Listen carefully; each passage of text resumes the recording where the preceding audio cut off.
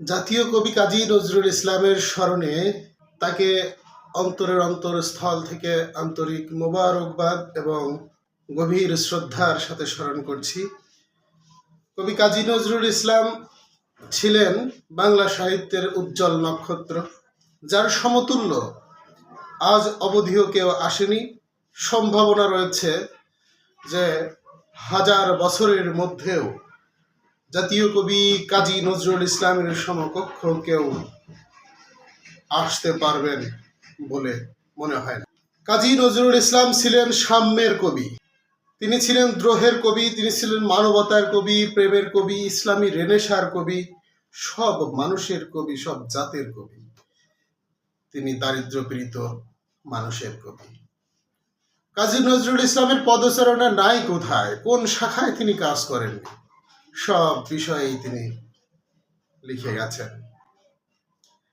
তাই আমরা কাজী নজরুল ইসলামকে শুধু একটি উপাধিতে সীমাবদ্ধ কবি হিসেবে যে দেখব, এটা করলে ভুল হবে। তিনি সাম্যের কবি। তিনি বলছেন, সাম্যের গান গাই, আমার চক্ষে পুরুষ রমণী, কোনো ভেদাভেদ নাই। বিশ্বের যা কিছু মহান সৃষ্টি চির কল্যাণকর, অর্ধেক তার আনিয়াছে নারী, অর্ধেক তার নর। বিশ্বে যা কিছু পাপ তাপ বেদনা অশ্রু বাড়ি, অর্ধেক তার করিয়াছে নর, অর্ধেক তার নারী। দেখুন না,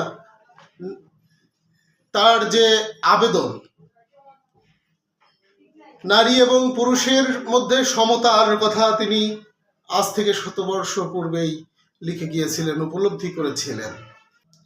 বন্ধুরা, তিনি একজন দ্রোহের কবি, শুধু সাম্যের কবি নয়, তিনি দ্রোহের কবি। তিনি তার বিদ্রোহী কবিতার মধ্যে, বিখ্যাত বিদ্রোহী কবিতার মধ্যে উনি বলছেন, বল বীর বল উন্নত মম শির, শির নেহারি আমারি, নত শির ওই শিখর হিমাদ্রির।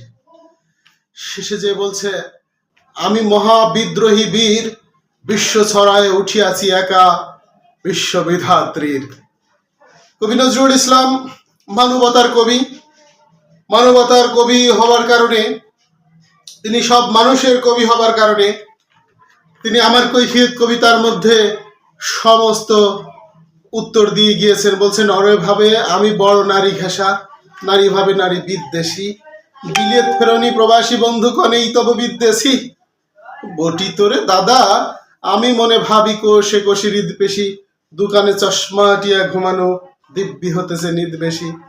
কি যে লিখি ছাই মাথাও মুন্ড, আমি কি বুঝি তার কিছু, হাত উঁচু আর হলো না তো ভাই, তাই লিখি করে ঘাড় নিচু, পরোয়া করি না বাঁচি বা না বাঁচি, যুগের হুজুগ কেটে গেলে মাথার উপর জ্বলিছেন রবি, আছে সোনার শত ছেলে, প্রার্থনা করো যারা কেড়ে খায় ৩৩ কোটি মুখের গ্রাস, যেন লেখা হয় আমার রক্ত লেখায় তাদের সর্বনাশ। একমাত্র বিদ্রোহী কবি, ভালোবাসার কবি, মানবতার কবি, সব মানুষের কবি, সাম্যের কবি কাজী নজরুল ইসলামের দ্বারাই এমন লেখা সম্ভব। তার সমকক্ষ, আমি আবারও বলছি, তার সমকক্ষ আজ অবধি কোনো কবি জন্ম নেননি, এবং ভবিষ্যতে আমার সন্দেহ, আমার ধারণা, হাজার বছরের মধ্যেও তার সমকক্ষতা অর্জন করবার মতো সক্ষমতা হয়তো আল্লাহ পাঠাবেন। দারিদ্র কবিতা তার, দেখেন, হে দারিদ্র তুমি মোরে করেছ মহান, তুমি দাঁড়িয়েছ খ্রিস্টের সম্মান, কণ্টক মুকুট শোভা দিয়াছ তাপস, অসংকোচ প্রকাশের দুরন্ত সাহস। ওখানে বলছে, আছে কাটা শয্যা তলে বাহুতে প্রিয়ার, তারে এবে করভোগ পরে হাহাকার। কবি নজরুল ইসলাম ইসলামী জাগরণের কবি।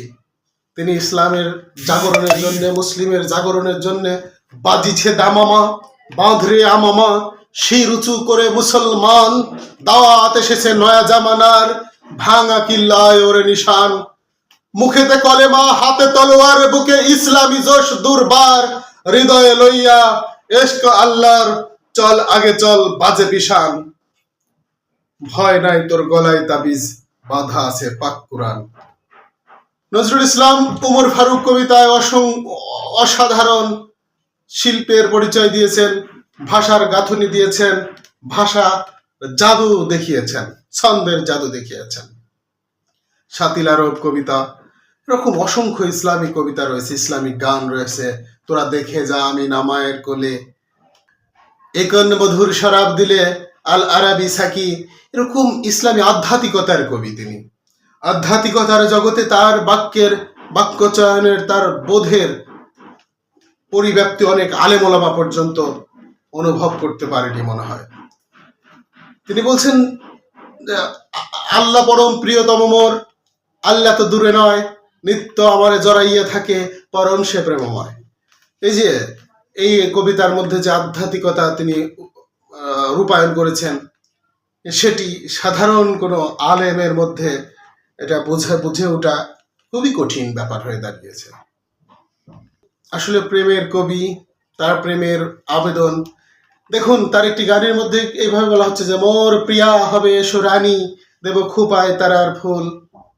অসংখ্য প্রেমের কবিতা, প্রেমের গান, এগুলো তার রয়েছে।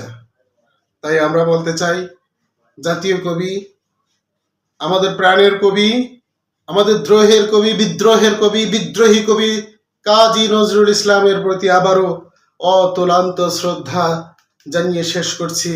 আল্লাহ হাফেজ। আসসালামু আলাইকুম রহমতুল্লাহ।